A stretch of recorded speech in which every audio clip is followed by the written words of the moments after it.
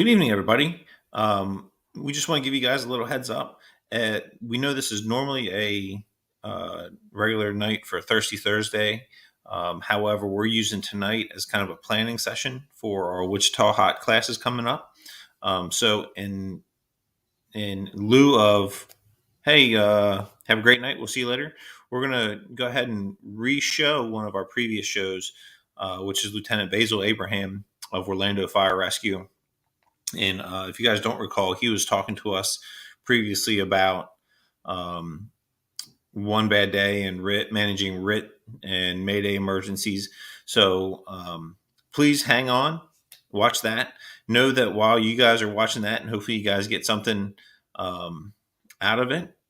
We know it was a great show last time. It's going to be, rewatching something, you always get a little bit something more out of it. So hopefully you guys take something else away. But while you guys are doing that we're working on, like I said, our class for Wichita, which is all about managing the Mayday from the first arriving engine and the first arriving truck companies.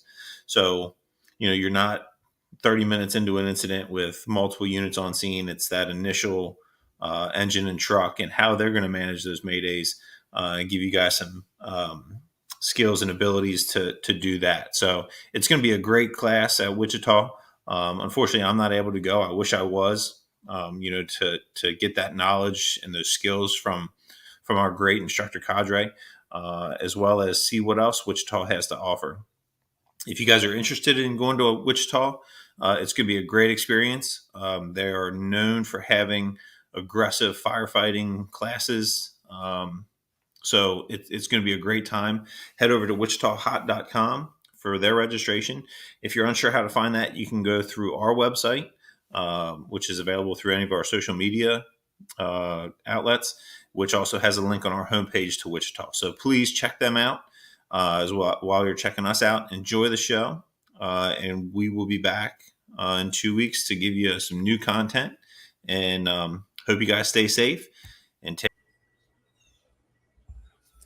All right, folks, welcome back. Welcome to Thirsty Thursday number 40. And we're very pleased to have Lieutenant Basil Ibrahim with us from Orlando Fire Department, Lieutenant on Engine 1. He's going to talk to us a little bit tonight about his upcoming program at FDIC. He's got the program called One Bad Day, the proactive mindset and RIT operations. So with that, Basil, give us a little intro and background on yourself, if you would. Okay. Hey, Chief. Thanks for having me. I'm excited to have this talk with you guys tonight. Well, my name is Basil Abraham. Work for Orlando Fire. I'm on Tower 1, downtown Orlando on C shift. Been in the fire service for 18 years, and I love the job. I don't even consider it a job. It's my hobby. My coworkers, my friends, they think I'm all weird, but I truly enjoy it. So it's been a really, really good career so far. It's like I started yesterday, and I'm a student of the game. So nonstop learning. Got promoted to lieutenant, which is a company officer in our department on suppression units about a year and a half ago. Went to Engine 1, which I am not a good engine guy. I spent most of my career on truck companies or heavies or squads, even in my old department. And, I did some engine work when I got promoted, and now I'm back on the truck. So I'm in my happy place. So, yeah, I'm excited. That's about it, man. Not much besides that. Excellent, man. Well, thanks again for joining us. And for those of you who've been tuning in previously, Mike's going to join us here momentarily. He got called back into work in Baltimore, and Bobby should be on momentarily as well. So with that, I wanted to talk to you, Basil, a little bit about your class coming up. I know you do a variety of different things. You and I had spoken a few months back about some of the air management practices and some of the things you were looking at with SCBA. And that all dovetails into the RIT operations that you're doing. So with your class out there, real quick, I'll give you a shameless plug. I believe it's on April 27th at, was it 3 o'clock to 5:15? It's it's on Wednesday the 27th from 3:30 to 5:15. Okay, yeah, all the weird FDIC schedules out there. So That's right. And I don't know if you have a room assignment yet out there, but definitely if you're out there at FDIC this year, please stop by and check it out. And I see our brother Bobby McGee has come on. So what's up, brother? How you doing? Hey, how are you guys? Sorry I'm late. I'm running around, running the family around. So good to meet you there, sir. Likewise, sir. Thank you for having me. Excited to hear what we're going to talk about tonight. Yep. All righty.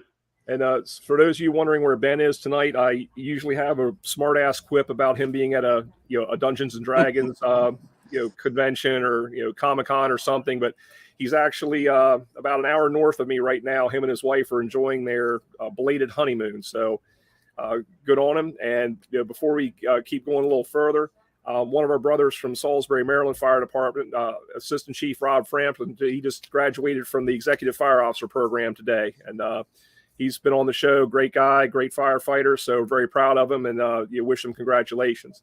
So while we're waiting for Bobby to come back, because I guarantee he's going to go ahead and pour himself an adult beverage. Basil, talk to us about this RIT class coming up. What do you got going on? Is it lecture? Is it hot? A little combination of both? What do you got? All right. So the FDIC program that we're presenting, the one bad day at FDIC is going to be a lecture. It's a presentation. And obviously, I got the hour and 45-minute session. So it's going to be the very abbreviated version of the normal, 4 to 8 hour workshop that we do. But essentially, my goal of teaching this class is to really change the mindset of RIT operations being viewed as a check the box assignment or a punishment function on the fireground. So nationally, that's how we see that function. That RIT is just a boring, you show up a third, fourth engine or tower that comes in late. All right, okay, you're going to be RIT. Just go stand by there and do nothing. Well, I just want to change that mindset, and it's all going to be based off of fact and data and trial and error, and everything is based on the clock. Like you and I talked on the pre-show, time is one of the biggest enemies of the fire service. So it's data driven. We're going to talk to really understand how RIT works. You need to dive into the survival aspect. You need to dive into the stress response physiology, because if you understand how your body and how the victim's body going to react to stress, you'll be able to effect a rescue better. So we're going to talk about a little bit of that in the class. We'll talk about calling out Maydays and some of the misconceptions that are there being taught, like lunar and all these things. Switching tack channel versus not switching tack channel. And then we'll dive into the actual RIT rescue itself, from the command aspect all the way down to, tactics of area management and packaging. But we're just going to scrape the surface because we don't have time in an hour and a half, we just don't have the time. And it's going to be very interactive. We're going to listen to some audios, watch some videos, and there's going to be some discussions. I'm not going to be behind that podium just sitting there and reading a PowerPoint. I can't do that, and I can't stand presenters that do it that way. So that's the class that's going to be at FDIC. We're also doing a hot portion at FDIC, but that's it's a search class, the primary search making the grab, and I'm teaching the VES portion of that with Grant Schwalbe and those guys. We've been doing that for 3 or 4 years now with them, but it's my first time presenting at FDIC, so I'm really excited. Yeah, well, congratulations, brother. That's awesome. And it sounds like there's going to be some great nuggets coming out of that class. Bobby and I had the same conversation. It's great to have other people to think very similarly. But you used a very important word earlier when you talked about the mindset of RIT, and I want you to, if you could, break that down. You give us a view through your lens with it. I agree with you about the checkbox thing. Nothing ticks me off more than when it's all focused on that tactical command board or that tactical checklist that we have to go down.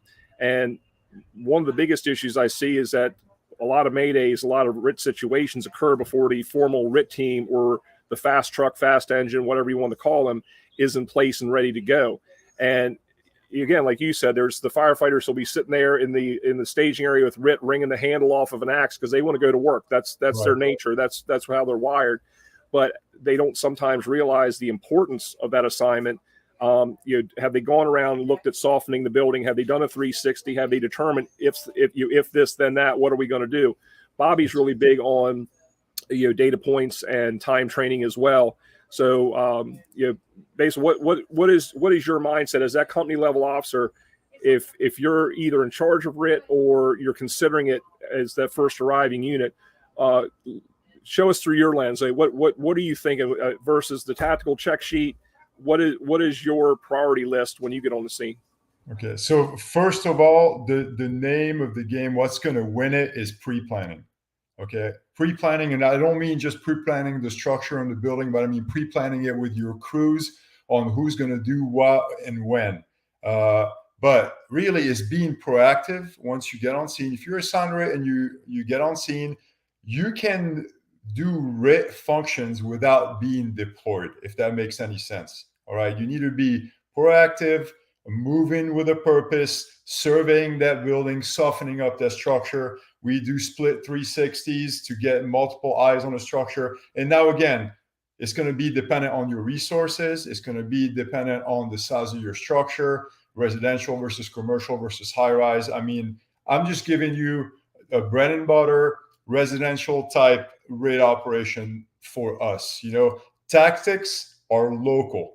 Okay, your tactics are going to be different than my tactics because you have different type of buildings, you have different type of staffing resources and all of that. But everybody can do RIT in a proactive manner. You can just get out there, get eyes on the building, size up that building, think about how you're going to take that building apart to gain access or to create egress before it even happens. Don't lay a tarp out on the ground with every single tool you have on your rig and wait there with your hook next to command on the front yard. No, that is not right.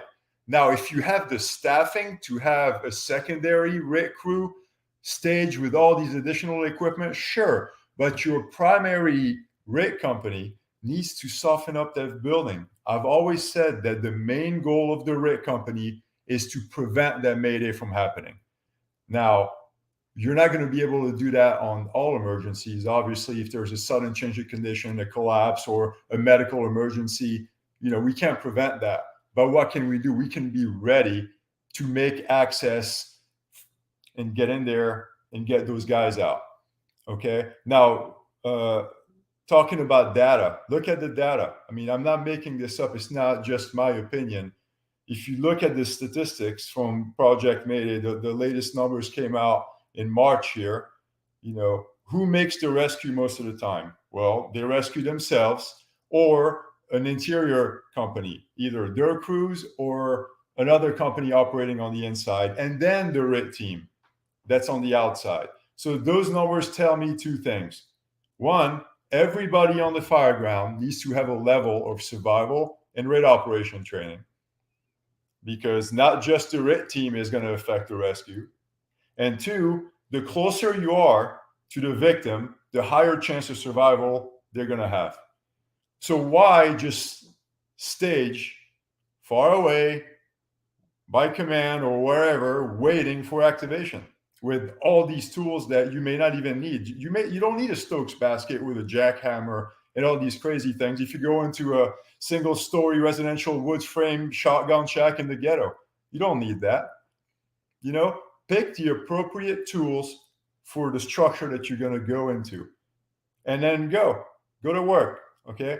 I'm doing, and I know I'm going to, you got me going to another topic here that I'll talk to you in private about, but I'm doing a research study on weight, how much weight we're carrying as firemen, like our air packs, our air bottle, all the tools and everything, right? We always want to do, we need better gear that protect us from more heat, and then bigger air packs that have more air, and let's carry all these tools, and our RIT pack weighs 42 pounds and all this crap. No, man. well, I'm not going to say no yet because I'm not done with the study or the research, but I'm comparing weight and performance, and I'm putting it on the clock. So we can talk about that, later, like with the data. I started doing it about a month and a half ago, and so far it's pretty interesting. So far, it's looking like even using a 30-minute bottle, a 30-minute bottle with lighter gear, I'm able to complete more rounds of a functional circuit than I am with a heavy 45-minute bottle with all this equipment and stuff on me and a heavier gear. So we'll talk about that at a different time. But as far as rate goes, my mindset is just be proactive and just be ready to get deployed at any time. Okay, create egress. Now, don't just open up and force doors, but unlock them. Okay, don't disturb that fire behavior. If there's windows, throw ladders to them. If just be mobile and stage yourself in the area of concern. Don't just do a 360 and go back, sit on the front side. No, go around and be mobile. Listen up to the radio and pay attention. Just be there for the guys. There is this other aspect of it, and there's a lot of people that I really, really respect that disagree with me on this, and they like the standby kind of RIT because they say, well, we want to keep our guys fresh, and when they get deployed, I want them fresh and ready to go. I understand that, but this is why we cannot lower the standard to be a firefighter. This job is physically demanding and it's hard. It's hard. Okay. So to me, doing these proactive functions are not something that should get you tired. I call it being primed. Now you're ready to go to work. It's like I'm warmed up. The key is, as a company officer, I need to make sure that my guys don't overcommit. We can't be VSing and looking for people inside and helping the engine crew doing this on the inside. No, we have to be able to be disciplined.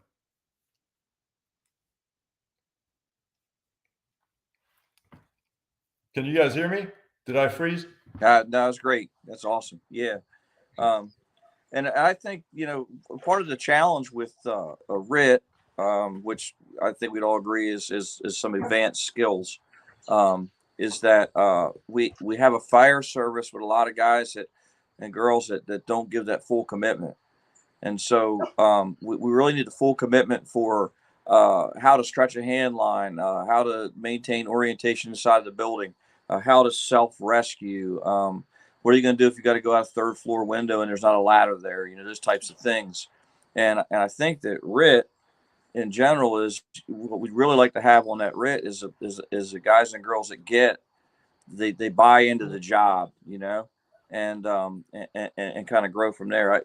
Up in Delaware, when they were beginning to do the RIT programs up here, I went and tested with them, and they went through this thing, and they wanted you to do a whole bunch of remember the ant farm kind of stuff, Trevor, the things that we used to do, a bunch of skills all together, hoisting a hose up and, carrying a chainsaw across the rafter, that kind of stuff, to see where we were physically.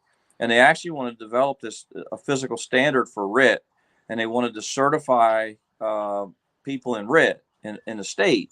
And then they wanted to have this list of people, like if your assignment was going to be RIT, which is our third due company here in Delaware, if your job was to be RIT, then you need to have X amount of people that were certified in RIT. And the program was like a better spin on how to maintain orientation inside of a building. There's a better spin on how to pull firefighters out. And there's a better spin on, there's no doubt about those are all good. And I remember I argued with him. I thought, well, why would I take people that were best at maintaining orientation inside of a building and camp them in the front yard? And so I had a fundamental difference with the general RIT concept was a lot of what I think the most successful Mayday is the one that doesn't occur. That's right. And I think it's guys are trying to search the second floor from the truck, and the hose lines of spaghetti in the front yard, and bad things happen, and then we have a Mayday, And we go, we had a Mayday, and how do we handle the Mayday? Well, you didn't handle the hose line. And those little things mean such a big deal in the fire service. And I will say, there's no doubt about it. If you don't have a particular skill set to get someone out of a 4-foot hole or an 8-foot hole or out a window or onto a ladder, it is not going to magically appear in your time of need. It's just not going to happen. And I think we all watch movies and we see stewardesses step up in the time of flight and they kill all the terrorists and all that, which is just not. You talked about it earlier. It's not how the brain works.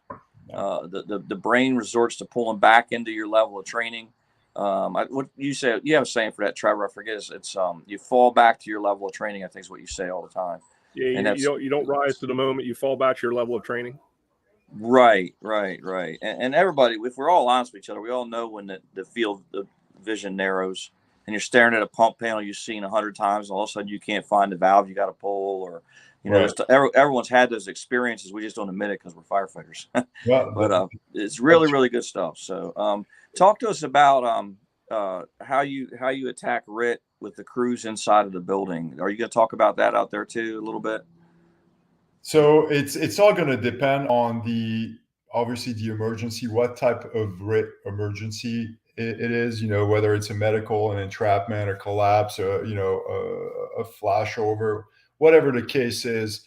But what we try to do is we try to keep it simple, really simple. Most of the time wins it. It's not because we know all these techniques and we have ropes and mechanical advantage and all these cool tools that we have to use them, right? So I tell my guys, and when we teach the classes, that if the RIT company goes in to find me and they locate me like 15 feet into the structure with a relatively clear egress path, and what are they going to do? Nothing. Grab me and drag me out. Like literally grab me with whatever you can and drag me out. You can figure out the problem on the outside, right? But besides that, you have to, we talk about sizing up your structure. Building construction is super important. Accessing the building, you don't necessarily have to access the structure the same way everybody else went in. How to locate your downed firefighter, and then troubleshooting. This is where you're going to figure out what the problem is. And the troubleshooting process, we can go in detail about it, but it really takes about a minute to do. So you're talking to them, first of all. When you get to the victim, the first thing you're going to do, if their pass device is going off, you're going to turn that thing off. That's the first thing you're going to do before checking for air or anything. Turn that pass device off, because that subconsciously, without even knowing, it increases your heart rate, it increases the stress level.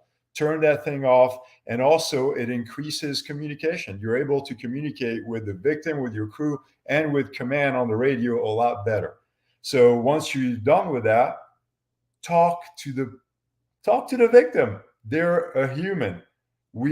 I've seen it countless times where, and by the way, in our classes, we only use live victims. We never use mannequins, because that creates training scars, and I can't stand that. I know NFPA in 1403 puts regulations on us and ties our hand with live fire and all these things, but I truly believe that training with mannequin without having the skill set almost perfected, quote unquote, is a disservice and it builds a false sense of security.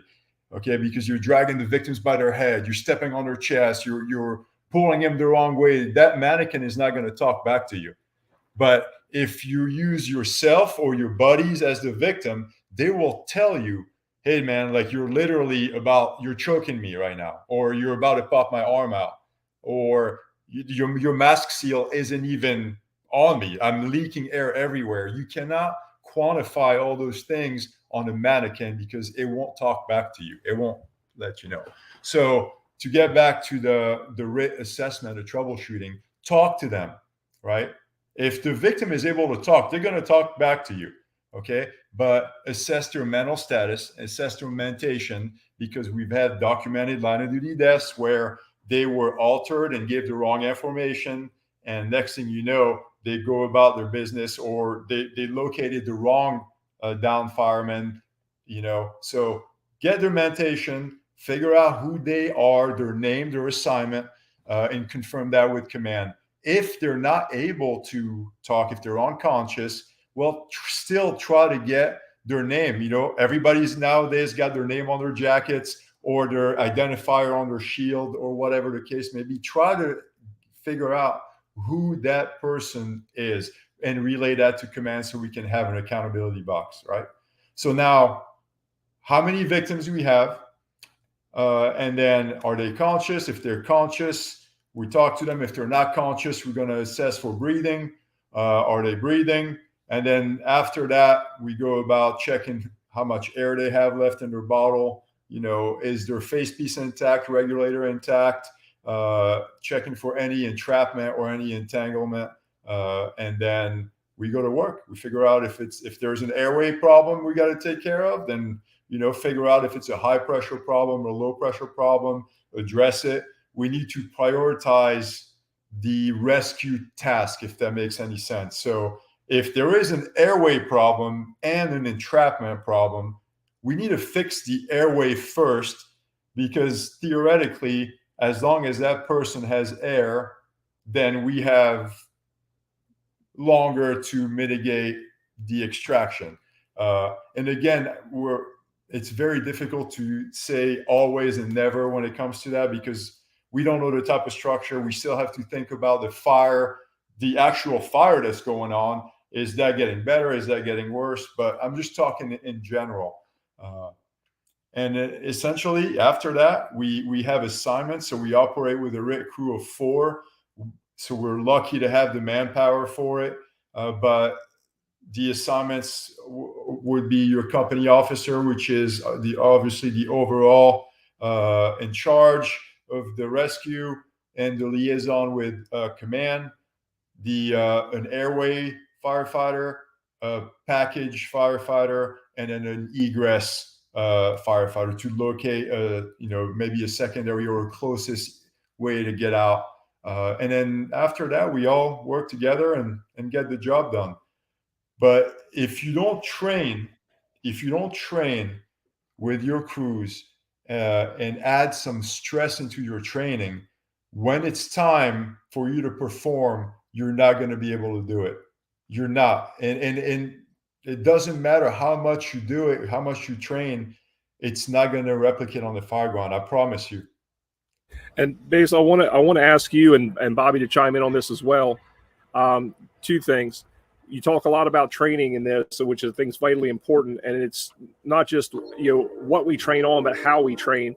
And one of the disconnects I've seen from a lot of training officers, training institutions, statewide academies, whomever, is we don't explain the why behind things to what we're doing.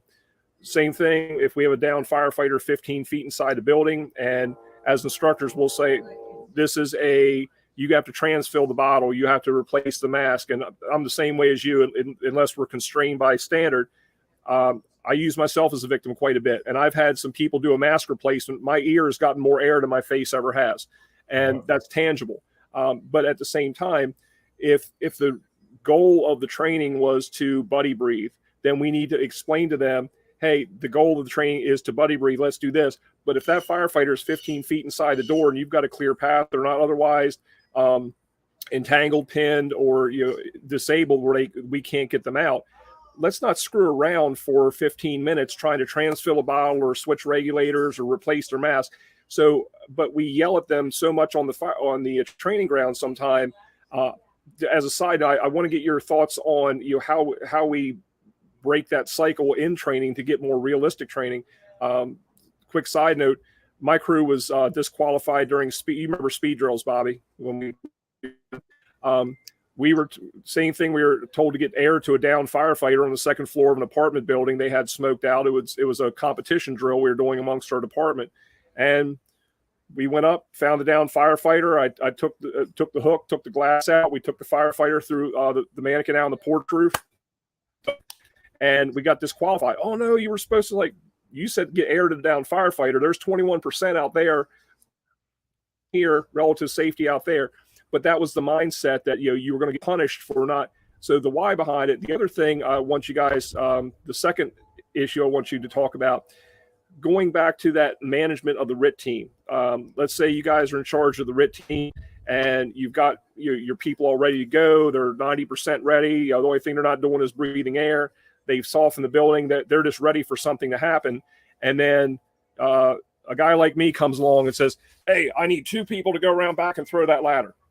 Well, that might be great, but you're not getting those 2 people back, because me as a firefighter, unless I got to come back to that RIT, that's the mindset that's been ingrained in us. So what do you do with an officer, an instant commander who starts cherry picking out of your crew, and you had your battle plan ready to go, and now all of a sudden I've taken 2 people off your bench. So if you guys could talk about kind of those 2 issues, that'd be great. So I'll talk about that one real quick, since that's in my head. I already forgot the first question you asked, but so we'll go back to it. We're good. There you go. So we are lucky that we have standard SOPs almost predetermined before we show up to every fire. So if we're assigned RIT, that unless there is something that is like critical, like a victim's hanging out that window or whatever the case may be, our incident commanders are not going to divide our RIT crew up to go do other tasks. So, but if there is a victim hanging out, I'm going to get the victim. I'll send 2 of my guys to go out there and get that victim out, because I'm not prioritizing firefighters and RIT operation over the main reason why we're there in the first place. We are there for the citizens and the residents and the visitors. That's the main goal. I'm just trying to augment the success of the operation overall and prevent injuries and deaths to firemen. But so if it's a life safety issue, they can take my guys to go take care of that problem. Now, if they just need 2 of my guys to go help, the 4th engine company hook up to a plug to supply the 3rd tower truck for defensive operation somewhere else, well, they can get somebody else to do that, because that's not a time-sensitive matter. So in my opinion, if I was that, RIT officer, respectfully, I would tell that chief, is this something that you need like right now? Like, is it time sensitive? Is it critical? If it's not, then my position, I believe in RIT enough that it's more important for me to be ready for a potential rescue than to go do something less critical that we can waste time on. Does that make sense? I'm not sure if I'm explaining it right. It makes perfect sense. And yeah, I agree with you wholeheartedly. Unfortunately, because of short staffing in a lot of departments, that's not, and Bobby can tell you as well, that's not an unusual occurrence. And it's great to hear that, you can say, hey, again, respectfully, but hey, chief, if you're thinking this, well, if I make this decision, I agree with you, then we'll both be wrong. But hey, that's another story, another time. But right. And then going back to the first question is, explaining the why behind what we do, so that when it's time to react, we're reacting appropriately. Because firefighters they'll perform exactly how they're trained. That's the greatest thing about firefighters. Yeah. The worst thing about firefighters is we'll perform exactly how we're trained. We are rats in a maze. So talk about training the rats. How do we out train biology with our firefighters so that they do the right thing at the right time? So really, I truly believe that just like you, I 100% agree that you have to explain the why. In order for that, you cannot start off the training by running. You have to do training in that crawl, walk, run approach in repetition and repetition and repetition. If you start off the training without setting clear expectations, like you stated earlier, I mean, you gave the answers in your question, really, is you have to give the expectation. What is the goal of this drill? What is the goal of this training? And then give the guys the tools and the time and the parameters to operate before you set them free. Now, there is another really good type of training that you can do, which is, I call it like a challenge, where you just show up and I don't even tell the guys what we're doing. And it's, hey, you're being dispatched over here, go, right? That's a different type of thinking. That you're adding all the stuff that you learn in the crawl and walk, and now you're running with it. but you have to set the parameters early in those basic training sessions in order for them to learn the why. And that's how I think you build that confidence with them, because if you start off right away, smacking them down and, go, go, go, then they're going to shut down. They're not going to be receptive. And next thing you know, they're just going to give up. But that, I also believe that this whole thing, we need to start, and this is another pet peeve of mine, is that leadership, we have this hands-off leaders out there where, I'm a company officer or I'm a chief, I don't do anymore, I tell you what to do, and then all of that. To me, I have to, for me to respect you and trust you and to believe the stuff that you're telling me and teaching me, you have to walk that talk.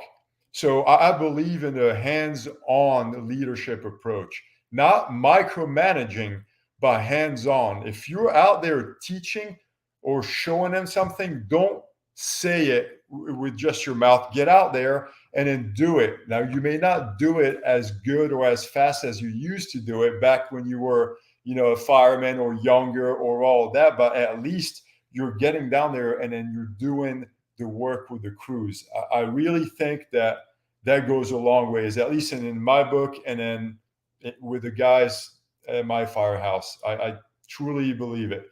The other thing is that as far as leadership goes in training, I want to develop my crew to be critical thinking firefighters. Okay, if I just drop dead right now on a call, they should just be able to take over and everything would be just fine. That's my goal. I want to make them better than I am so they can replace me or understand everything that I'm thinking and we're thinking, right? My definition of leadership, and I quoted that before, is empowering your people by giving them knowledge, freedom, and autonomy. That's my definition of leadership. And we need to do a better job at that as a fire service, leading from the front and developing our people, because succession planning is huge and we're missing the mark on that in a lot of different ways, a lot of different ranks. The fire service is two things. We're reactive and we're impatient. That's what we are. So we want to put in the time and we want to see results right now. Well, that's not really how it works. You have to put in the time, and over time, you may not see the results of the fruits of your labor till 2-3 years down the road. It may take a generation to change the mentality, the culture, but that cycle has to start somewhere. And we got to do that. We got to do that. Absolutely. Bobby, your thoughts on that? I couldn't agree more with you. I think that if we're going to talk about it, we need to be able to do it. I know that I think Trevor, you were still working with us back then. We were doing some firefighter safety and survival stuff in Ocean City, and we had a bunch of guys want to be instructors. Well, we run into that thing where some guys want to instruct so they don't have to do. And we thought that might be a problem. So I got overtime authorized for anyone that wanted to be an instructor to come out like the week before. And so if you're going to teach going out a second floor window, you're going to do it 6 times. If you're going to teach any of those techniques. And so what it did was it quickly weaned off those guys. They'd rather just do it once or twice if they had to than do it that way. So I agree with that. I also think I try to break training into 2 things. There's functional skills and there's conditions, and they're 2 different things, but I think you need to learn functional skills without the conditions first. I think you need to learn how to do a belt conversion on an SCBA in a room, learn how to do it with your fire gloves on. Then you learn how to do it with a mask and gear on. Then you learn how to do it in zero visibility, and you learn how to do that. And I think that the skills have to get their own merit because then the conditions are, and to answer your questions, Trevor, or what you're talking about. These training buildings that we've been traditionally training in are they're horrible because it's always a 15-foot run to the door. It never makes sense to hook up any kind of RIT pack to anybody. The floors are perfectly smooth to drag people. There's no furniture. There's nothing in your way. The doors are wide open. The visibility is great. Everything. Hell, we all know the building. So I think one of the problems is the functional skill of doing a mass conversion or doing something like that. It literally makes no sense in those types of buildings to most firefighters. And the problem is they have to learn that because firefighters also will tend to go to their lowest, the easiest thing. So if snatching you out is the easiest thing, it's the only thing they really focus on. Now all of a sudden you're 30 feet inside. So I'm a big fan of the container box training because it gives you the conditions. So you teach and learn the functions, and then you put them in the conditions where they're actually really hot and your neck's burning and things are going on and you're trying to get people out and they're really in a 4-foot hole or whatever it is. So, I mean, I'm a huge fan of the FDTN style training. I think that stuff is really good because it's really, really good on conditions. And if the guys can handle the conditions, it's real easy to see what functional skills they don't have. That's easy to fix. It's not easy to fix if they can't handle the conditions. That's a totally different thing. So I just try to, I in my mind, I try to split it different. And the last thing I'll say, Trevor, is I really think reps are sometimes more important than full gear. I have a lot of instructors that say, man, always wear your gear. That's the way you're going to operate, but I'm like, no. If I can get a guy to throw a ladder, do a high section ladder throw 10 times with his fire gloves and his helmet on, that's much better than doing it once with full gear on. I think you got to get your reps in for those functional things that you do, and then you add the gear because now it's not 3 unusual things happening at the same time. So I've been trying to kind of break it down in my training a little bit more where you take care of the functional stuff first, then you put the fire gloves on, then you take the vision away, and then finally when we put them in conditions, that's where we're going to sync to what we already learned. And as long as we can handle the conditions, which some people don't do well with the conditions, that's a whole other deal. But if they do it well, the conditions, then they just pick up on what they had already learned and stuff. So that's kind of my thoughts about all that. To be honest with you, fixed training buildings are horrible. They're laid out stupid. They don't usually have hallways. The people are used to them. They know what they are. And I'm not a big fan of them because it's great for a firefighter 1 class or very basic class.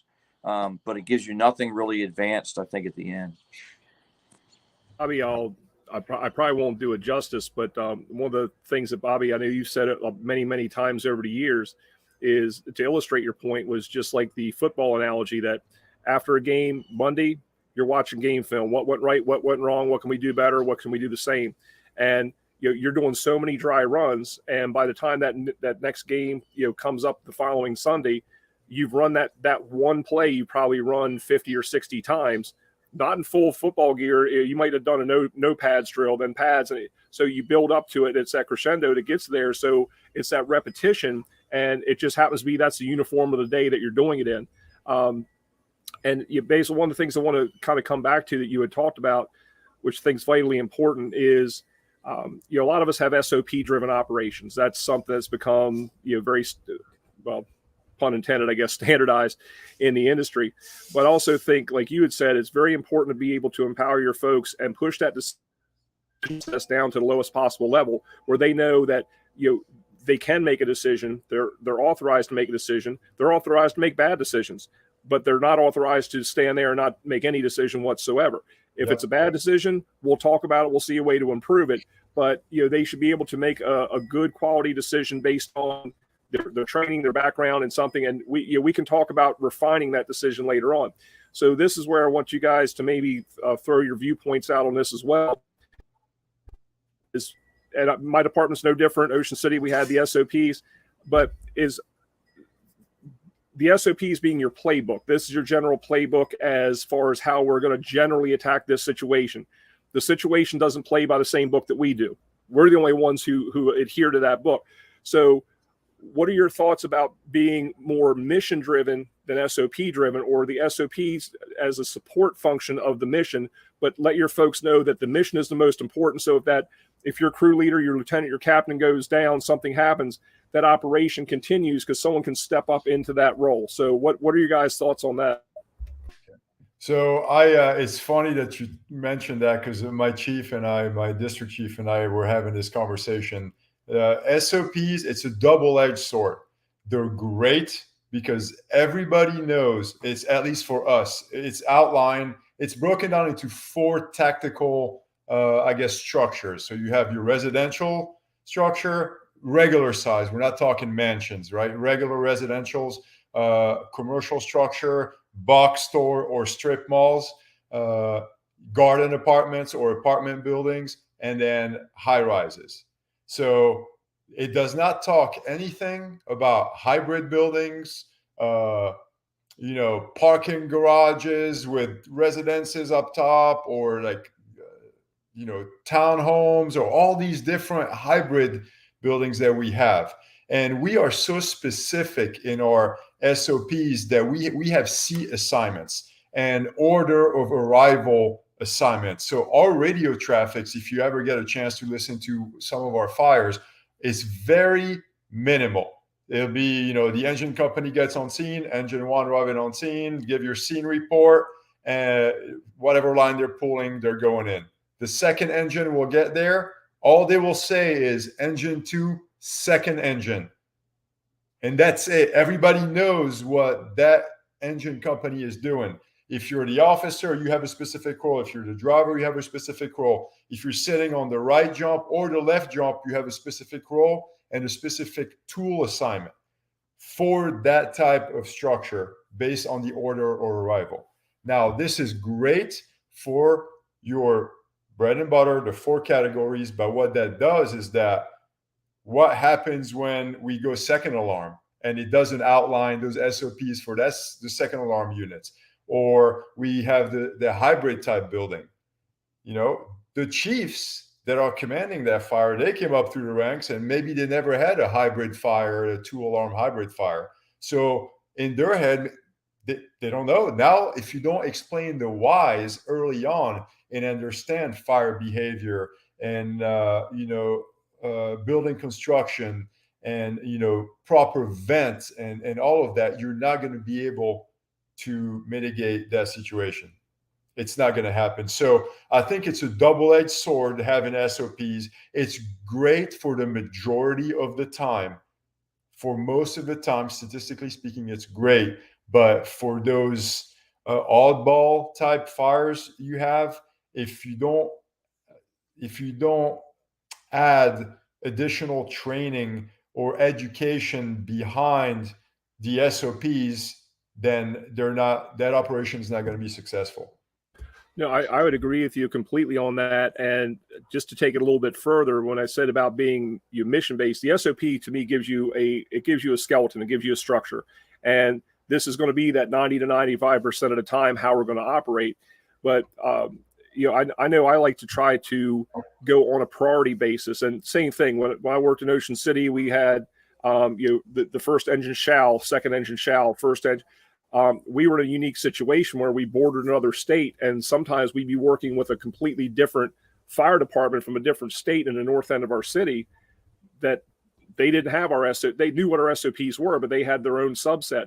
That second truck may or may not be able to do things. So pushing more on a priority basis to say, and let's just pick something like a high rise. If the first engine gets there and they blow past the hydrant, they didn't pick up their own water supply, something failed in that, you shall do things A through Z in this particular order. Well, sometimes things get out of order, or now we have rescue and we can't, water supply became secondary, but we still, we have to split our crews, whatever the case is. So going to a priority basis, that when that next due unit came in, and if I was that first officer and I had 5 top priorities at a high rise call and I've got 1 through 3 done, but now my ass is hanging out because I got all my balls in the air that I'm juggling, then when that next officer would come up, or the battalion chief, district chief, whomever, and they can come up and I can say, hey, I got 1 through 3 done. They're like, okay, no problem. And they pick up where I left off. So that was just another method. Not saying one's, you have to see what's right for your department, how you operate, what your staffing is, all those different conditions. Yeah. But being able to really, have that priority basis and let your people take care of those priorities as well. And like you said, empower them to make those critical initial instant decisions. And, if they need extra help, that they should never be reluctant or scared to make a decision because it deviates from the rule book. I don't like calling the SOP manual or SOGs the rule book because I know the rules are meant to be broke, but it's a guideline. It's your general playbook. But look at any sporting event. Does the ball always get thrown to the right receiver or to the right player? And something happens where someone else has to pick up, and the rule book changes. So to me, is being able to be dynamic enough, to make those changes, but also that your people feel that they have not only the capability to do it, but they're not going to get jacked up for doing something that they weren't supposed to do. Oh look, hey Bobby, I was getting ready to send out a silver alert for you, buddy. Okay. Yeah, my battery died on me. Sorry. You got to feed that squirrel in that little habit trail that's running your electric up there in Delaware, buddy. I hear you. So, and Baze, one of the things I missed all the good stuff. You did. We solved all the problems. We're done with the show. We're quitting early on this one. But one of the other things I want to talk about too, with especially kind of going back to the RIT and the SOPs, is having that fireground discipline also, because we all want to do fireman stuff. That's our nature. And I always called it like if I was an instant commander, I always called it like the 2-2-2 rule. If I said, okay, I don't want you to go any further than this, they said, hey, Chief, give me 2 more minutes, and you turn around and they're 2 feet closer to the building, and there's 2 more people in the line than there were before. So let's talk about a little bit when it comes to being assigned to RIT or any function on the fireground. I call it 360-degree leadership. You have to be able to communicate all these different directions. But you talk to us a little bit about fireground discipline, your guys' thoughts and viewpoints on that. Yeah. So it's like everything. Discipline is difficult. No matter what you apply to personal life, or if you want to eat right, if you want to work out, if you want to not drink, or whatever the case may be, discipline is difficult. You have to train at it. You have to practice it. And a lot of times it's even harder when you don't have help. And the help in that situation is the company officer or your engineer or the senior man on that crew. But it's not just seniority or rank. I tell the guys also that if sometimes I am trying to be too aggressive, or I don't see something, or I'm doing something that I shouldn't be doing, my crew has carte blanche on literally telling me, hey, Lou, I don't think you should be doing that. Hey, what are you doing? Or, hey, are you seeing this? It's giving those guys that freedom like you talked about. But we practice that discipline. And how do you practice it? In training at the firehouse. So to relate it to RIT type stuff, we burn a bottle every day at the firehouse, whether it's an actual workout, like physical workout, or it's a training drill, or it's a functional circuit. We try to burn a bottle of air every single day in our gear, on top of department mandated training and our normal training or whatnot. During that bottle, anybody on the crew is allowed to call a Mayday at any time and just drop down. And then from there, us being under stress with elevated heart rate from the workout or the functional training, have to stop, assess the situation, and make a call. Either, well, he's really far away, I need a radio to the other guy to take care of him, or do I just drop everything I'm doing here and run across the bay to the guy that's down and help him out? That's how I instill discipline and stress ahead of time. Now, it's not always successful, but the only way to get to the top, you're going to fail your way to success, I guess. Failing is not a bad thing. And a lot of people think I'm crazy on the type of trainings I do and the guys that we do, but my definition of training is controlled failure. So essentially, I want to fail in training. I want to try things that may not work. I'd rather try them in a controlled environment, So essentially, training allows you to have errors and mistake without the consequences of real life. So that's how